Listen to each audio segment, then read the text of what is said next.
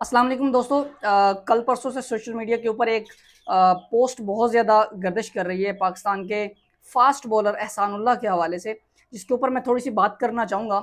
एहसानुल्लाह का एक controversial video सामने आया जिसमें वो ये क्लेम करते हुए नजर आते हैं कि उनके एक टीनेजर दोस्त हैं अब्दुल्ला, वो उनसे नाराज़ हैं, जिसकी वजह से जब तक वो राज़ी नहीं होते वो उस वक्त तक कोई भी किसी भी तरह की क्रिकेट नहीं खेलेंगे। तो उनके इस बयान को, उनकी इस वीडियो को बेस बना के बहुत सारे लोग उनको जो है वो तनकीद का निशाना बना रहे हैं, जिसके ऊपर आज हम ये वीडियो बना रहे हैं। दोस्तों, एहसानुल्लाह के हवाले से अगर मैं उनका थोड़ा सा बैकग्राउंड आपको बताऊं तो एहसानुल्लाह केपी के एक छोटे से गांव से ताल्लुक़ रखते हैं, और जब वो पाकिस्तान क्रिकेट खेलना शुरू हुए, पीएसएल खेलना शुरू हुए, वो पीएसएल में आए और पीएसएल के अब तक के 10 एडिशन में वो वाहिद ऐसा बॉलर है जिसने सबसे तेज बॉल की है। पहले नंबर पे है वो, जिसने पीएसएल के 10 सीजन में सबसे तेज तरीन बॉल किया है। तो पाकिस्तान को पीएसएल से एक ऐसा तेज तरीन ये बॉलर मिला था जिसको हमने अनफॉर्चुनेटली ज़ाया किया। मुख्तलिफ इसकी बहुत सारी रीजन है। एहसानुल्लाह के इस स्टेटमेंट के पीछे बहुत सारी रीजन है जिसके ऊपर आज हम बात करेंगे। इसमें बहुत ज़्यादा मैं कसूरवार ठहराऊंगा एहसानुल्लाह खुद को, कि वो अपने आप को उस तरह से डेवलप नहीं कर पाए, उस तरह से मैच्योर नहीं हो पाए जिस तरह से उन्होंने, जितनी जल्दी वो इवन पाकिस्तान खेल गए हैं। तो उनको मेंटली तौर पे इतना मैच्योर होना चाहिए था, लेकिन वो इस तरह की मैच्योरिटी मेंटली तौर पे वो नहीं दिखा पाए। उसकी भी बहुत सारी रीजन हो सकती हैं। आप देखें जिस तरह से एहसानुल्लाह इंजरी का शिकार हुए और उसके बाद पीएसएल में उनको सिलेक्ट नहीं किया गया, जिसपे उन्होंने एक वीडियो बयान जारी किया कि वो कभी भी पीएसएल नहीं खेलेंगे और वो क्रिकेट से जो है वो रिटायरमेंट हासिल कर रहे हैं। उनका एक इमोशनल किस्म का बयान सामने आया जो कि उनकी मैच्योरिटी को जाहिर करता था। उसके बाद अली तरीन साहब ने उनको ऑफर किया कि वो उनकी एकेडमी के लिए खेलें, और लेटर ऑन जो है वो नेशनल कप में खेलते हुए नजर आए। उनको पुश किया गया किसी न किसी क्रिकेटर की जानिब से, उनको थोड़ा हौसला दिया गया। वो नेशनल कप के अंदर चंद मैचेस खेलते हुए नजर आए जहां पे वो बहुत एक्स्ट्रा ऑर्डिनरी बॉलिंग तो नहीं कर पाए, बट वो एक रीजनेबल किस्म की बॉलिंग करते हुए नजर आए। बहुत कम उन्होंने बॉल की, 1.5 से 2 ओवर करते थे, 3 ओवर करते थे, पूरा स्पेल नहीं कर पा रहे थे। उसके बाद पीएसएल के अंदर पेशावर ज़ल्मी ने उनको पिक कर लिया। वो कोई मैचेस खेले नहीं, लेकिन पेशावर ज़ल्मी ने उनको पिक किया और टीम के साथ रखा। तो उनका जो वीडियो बयान था वो मैं कोट कर रहा हूँ, एक उनकी इमेच्योरिटी के हवाले से। उसके अलावा और भी कुछ उनके जो वीडियोस और उनकी जो पिक्चर्स या उनके बयान या उनके जो पॉडकास्ट हैं, उनमें भी इस तरह की कुछ चीज़ें हमें नजर आई जिसमें ये फील होता है कि वो मेंटली तौर पे उस तरह से डेवलप नहीं है जिस लेवल की वो क्रिकेट पाकिस्तान के लिए खेल चुके हैं। तो यहाँ पे मैं एहसानुल्लाह के साथ साथ पीसीबी को भी मुर्दे इल्ज़ाम ठहराऊंगा कि पीसीबी ने अपने प्लेयर्स को डेवलप नहीं किया।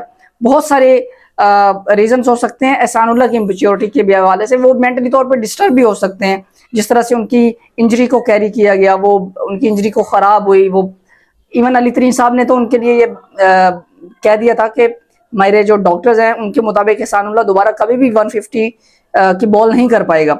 तो ये भी एक तरह से उनको डिमोरलाइज करने वाली बात थी, और पीसीबी का जो बिहेवियर था वो भी कुछ सिमिलर ही था। देखें, अगर फिजिकली ट्रीट करने की बात करें प्लेयर्स की इंजरीज को, तो पीसीबी वहां पे भी नाकाम रहा है, और मेंटली तौर पे ग्रूमिंग की अगर हम बात करें तो पीसीबी वहां पर भी नाकाम रहा है। उसके लिए मैं चंद चीजें कोट करना चाहूंगा।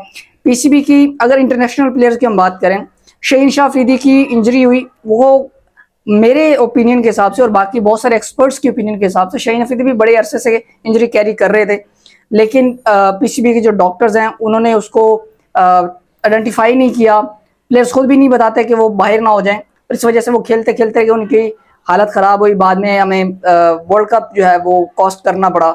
हम सेमीफाइनल फाइनल में जाके हारे। शहीन शाह अफरीदी को बाहर जाके अपना इलाज करवाना पड़ा, नसीम शाह को इलाज करवाना पड़ा, मोहम्मद हसनैन को बाहर जाके अपने पैसों से इलाज करवाना पड़ा।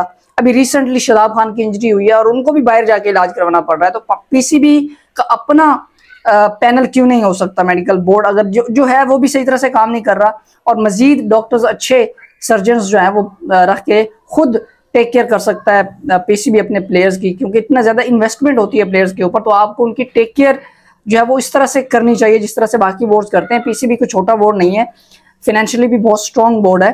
तो पीसीबी को एक तो अपने जो डॉक्टर्स हैं और सर्जन है उनका एक बेहतरीन किस्म का पैनल बनाना चाहिए, और इसके ऊपर प्रॉपर चेक एंड बैलेंस भी होना चाहिए। जिस तरह से इंजरीज खराब हुई हैं उनके ऊपर भी जो है वो एक कमेटी बननी चाहिए या उनके ऊपर भी एक प्रॉपर कड़ी नजर रखनी चाहिए। ये सिर्फ इंटरनेशनल प्लेयर्स की हद तक तो ये बात मैंने आपको बताई। उसके बाद अगर आप नीचे डोमेस्टिक लेवल पे देखें तो मामला मजीद ज्यादा खराब है। आप अरशद इकबाल देख लें, एक बहुत शानदार किस्म का बॉलर हमें नजर आ रहा था PSL के अंदर भी और डोमेस्टिक में भी। और ज़िशान ज़मीर एक बहुत अच्छे और तगड़े किस्म के बॉलर थे जिन्होंने बाबर आजम को PSL के अंदर आउट किया था, और बाबर आजम ने उनके रूम में जाके उनकी तारीफ की थी कि आप बहुत अच्छे बॉलर बन सकते हैं, आप अपनी मेहनत जारी रखें। अब 2-3 साल वो भी रिहैब में गए और जब वापस आए तो उनमें भी वो दमखम नहीं रहा। पाकिस्तानी प्लेयर्स, इंटरनेशनल प्लेयर्स को भी अगर हम देखें, हमारे जो बॉलर्स हैं, जब भी वो इंजरी से वापस आए हैं तो उनमें वो रिदम नहीं नजर आया, वो दमखम उनमें कभी भी नहीं नजर आया। तो उसकी बहुत बड़ी वजह PCB का उनको हैंडल करना भी है। सेकंड, अगर हम उनकी मेंटल प्रिपरेशन की बात करें तो PCB हमेशा से इस चीज में जो है वो लैक करता रहा अपने प्लेयर्स की मेंटल ग्रूमिंग के हवाले से।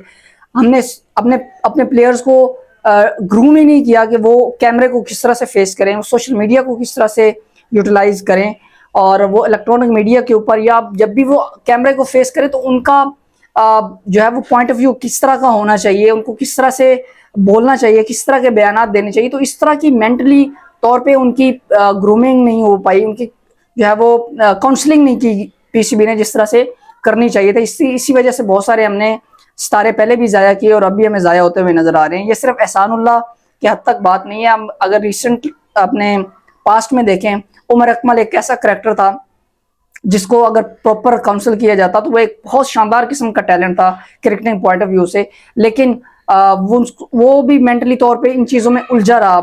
कभी उसके पार्टीज के अंदर फड्डे थे, कभी उसकी रोड के ऊपर जो है वो ट्रैफिक वार्डन्स के साथ लड़ाइयाँ हमें देखने में मिली, फिर सोशल मीडिया के ऊपर इस तरह के बयानात हमें देखने को मिले जिसकी वजह से वो क्रिकेट से मजीद दूर से दूर होते चले गए।